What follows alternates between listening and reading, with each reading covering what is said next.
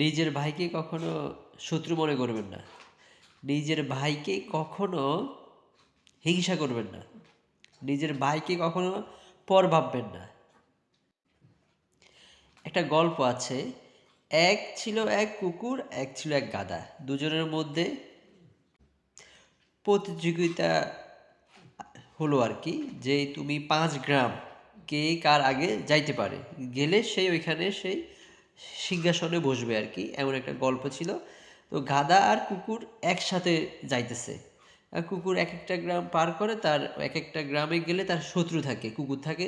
কুকুরে তো এমনিতে এক গ্রাম থেকে আরেক গ্রাম গেলে তারা নিজেরাই কুকুর দেখলে ঘেউ ঘেউ করে, বাধা দেয়। তো এরকম করতে করতে 5টা গ্রাম পার হওয়ার পরে দেখে যে গাধাটা ওইখানে সিংহাসনে বসে আছে। এই এই গল্পের সারমর্ম এটাই আমরা বুঝতে পারি যে আমরা ভাই ভাই যদি কোন্দল করি, ভাই ভাই যদি আমি কিলাকিলি মারামারি ঝগড়া পাসাদ ইত্যাদি ইত্যাদি লেগে থাকি, তাহলে বাহিরের লোকেরা সুযোগ পাবে আমাদের ক্ষতি করার জন্য। এতে আমরাই ক্ষতিগ্রস্ত হব। তাই সবাইকে বলতে চাই, সবার উদ্দেশ্য করে বলতে চাই, ভাই ভাই কখনো ঝগড়া করা ভালো না। সেটা কখনো ভালো ফলাফল বয়ে নিয়ে আসে না। এতে করে মানুষ আরও সুযোগ পায় আমাদের ক্ষতি করার জন্য। ভাই ভাই ভাই ক্ষতি করার অনেক সুযোগ পাবে অন্যরা। সো সো সবার কাছে বিনীত অনুরোধ, যেন ভাই ভাই যেন ঝগড়া না করি আমরা।